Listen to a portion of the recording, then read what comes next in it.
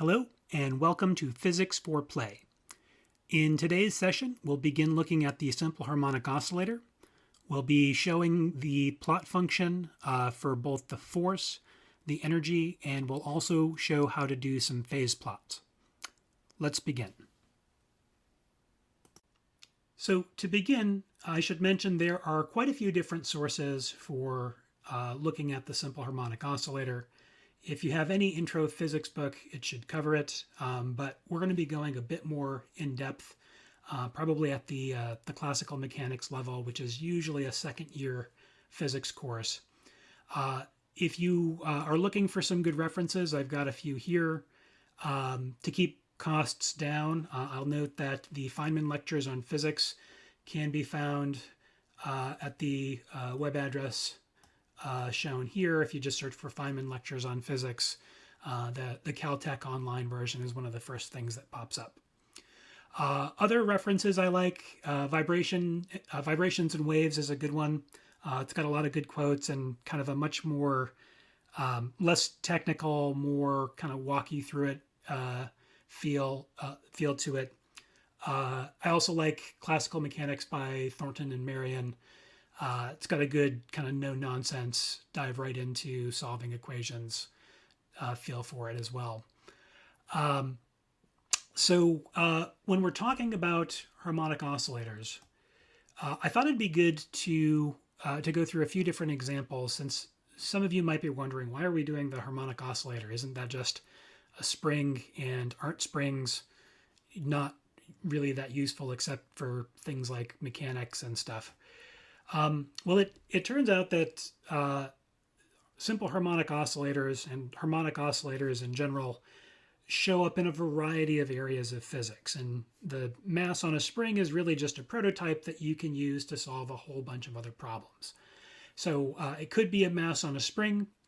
You could be talking about the ripples in water bouncing up and down. You could be talking about pendulums.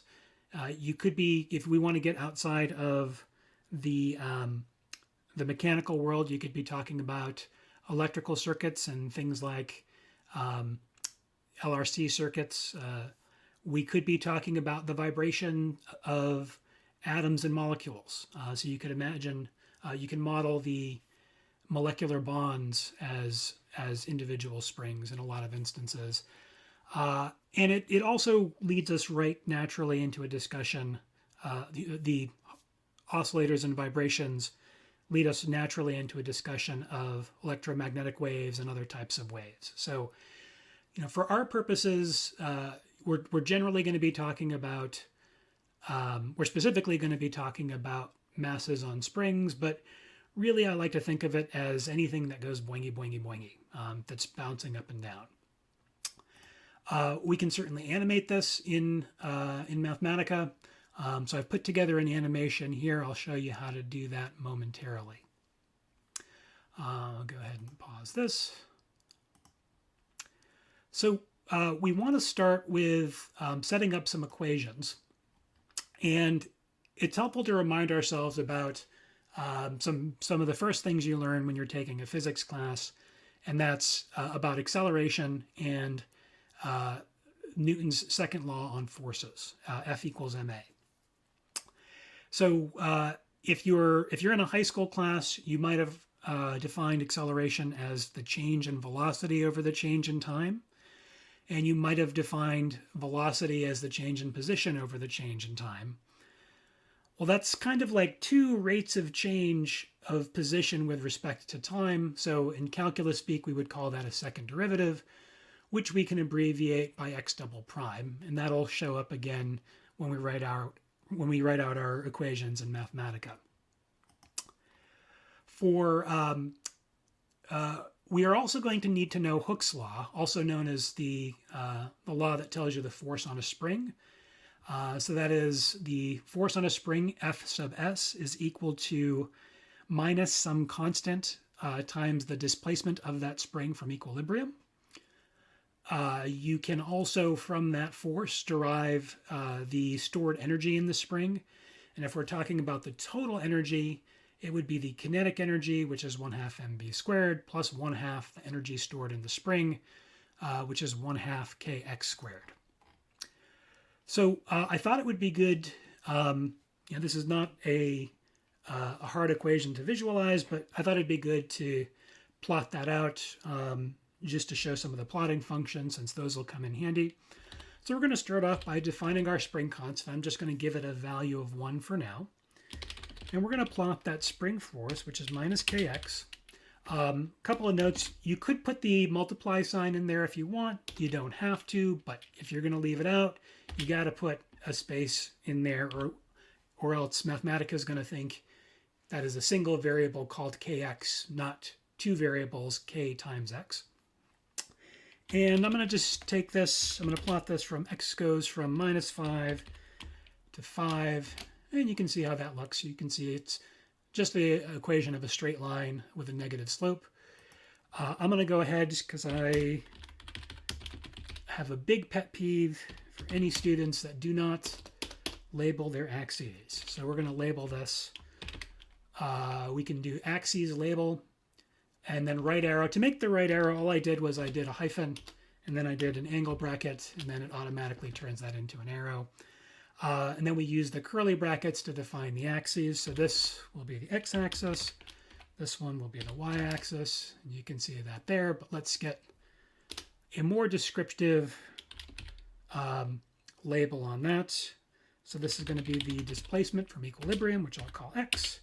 And for argument's sake, we'll say that's in meters. And we'll say this is the force you get. I'll capitalize that to be consistent. That'll be the force F. And for argument's sake, we'll say that's in newtons. And you can see that's a much nicer graph. It tells us exactly what we need to see. So once you've plotted the force, it's very easy to plot the energy as well. We just need to change a few things. I'm not going to plot the full energy because it also depends on the kinetic energy, and I don't want to plug in a V here.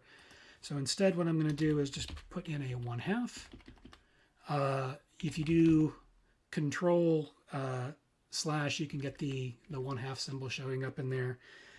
If you do control caret, it might be control shift caret on Windows and Mac, but I'm on a Linux machine, so I'm going to do control caret, and I'll get the x squared up there.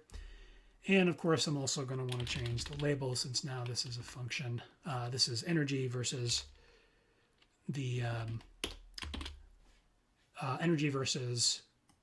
displacement, not force versus displacement. And I'm going to put the energy in joules, just to throw in some arbitrary units. And you can see you get the a plot of an x squared plot, which is going to be a parabola. There are a few other types of plots that we can look at.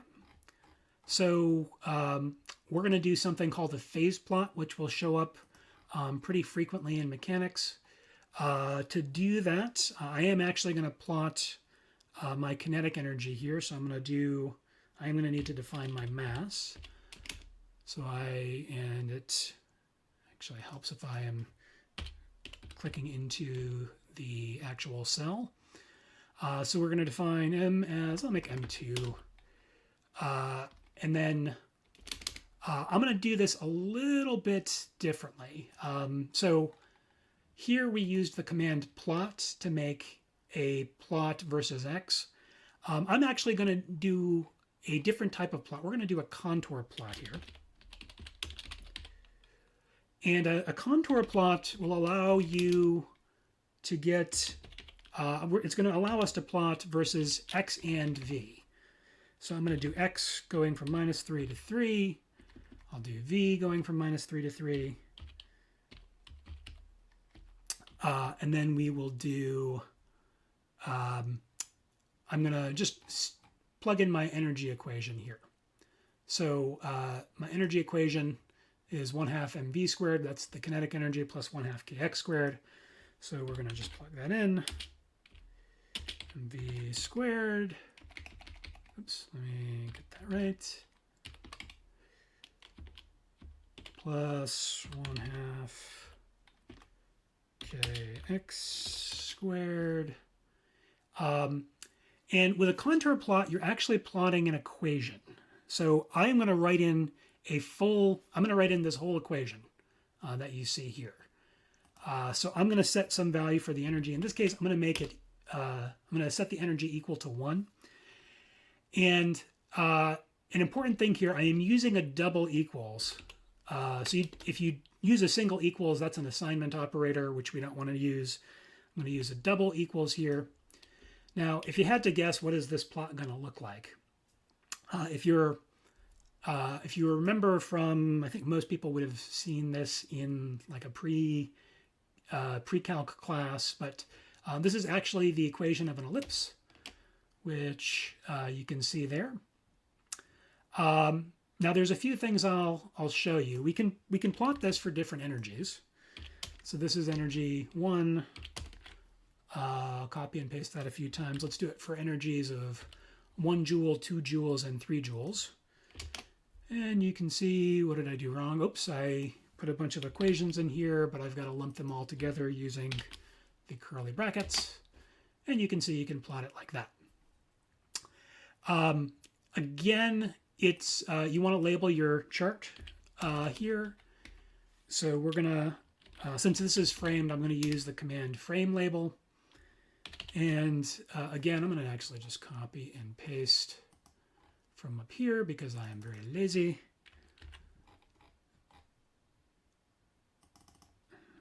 Except I'm not plotting against force. Now I'm plotting against the velocity, which we call v, and is measured in meters per second. So if I do that, you can see we've got velocity on the y-axis, displacement on the x-axis, as we should. A couple of things here. It's you wouldn't necessarily be able to tell what the energies were. So I'm going to put a plot legend in there. We'll say plot legends. And I'm going to make a list of these. By the way, if you haven't figured it out yet, lists get the curly brackets. So we're going to do, this is energy is 1 joule. The second chart is energy is 2 joules. Give myself a little more spaces there, make it look nice. And the third graph, which is going to be the green one, is going to be the energy is equal to 3 joules. So if I do that, you can see it all turns out very nicely. That is all for this time. Tune in next time where we'll be talking about solving the simple harmonic oscillator's differential equation. Like the video if you liked it, and if you'd like to see more, please click subscribe.